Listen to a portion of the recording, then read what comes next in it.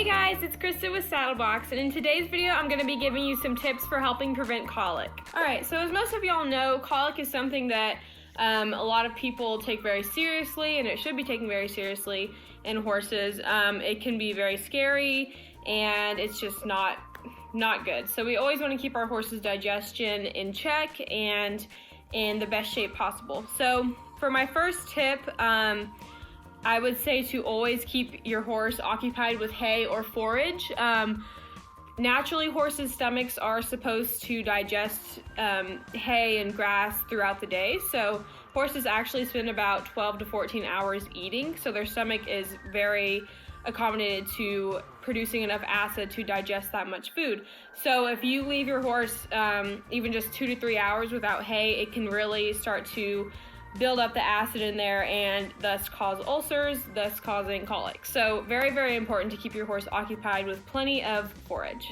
Okay, so tip number 2 is to make sure your horse has access to clean drinking water at all times.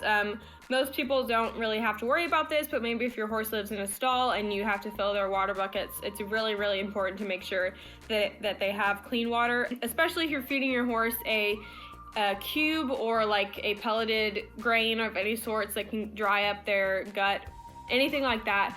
You always want to make sure they have water. And of course, if you have like a mineral block or just basically any food, they need water. I mean, it's kind of a no-brainer that they need water, but especially if they are eating a lot of dry foods, because the dry foods can kind of build up and cause stomach upset or even a blockage in some cases. So super important to have clean drinking water at all times. All right, so my third tip is to ensure that your horse's diet is mostly composed of hay and not so much grain. So the majority or the bulk of what they're eating should be hay, and then grain should only take up a little bit of that. So if you're feeding like the majority of your horse grain or something pelleted instead of forage, then it needs to switch.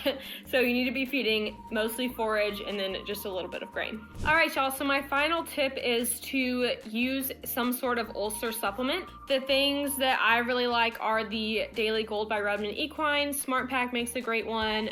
There's a product called Ulcer Aid. That's another great one. And you may, if you live in areas that are sandy or your horse eats off the ground a lot, using a psyllium pellet can also really help, because sometimes the sand can get built up in their gut, and that can, again, cause colic, and that's sometimes a much more serious form of colic. So using a psyllium pellet a few times a year can really help with that. A lot of the times when your horse colics, your vet will recommend starting them on something called omeprazole or Ulcer Guard. Definitely always have that on hand. Another thing to have on hand, which is really nice, is Banamine, because horses tend to like to colic in the middle of the night or not during business hours. So having a tube of Banamine on hand can definitely be very, very helpful in those kind of situations. All right, that's it for this one, y'all. I hope you enjoyed it, and I'll see you in the next video. Bye, guys.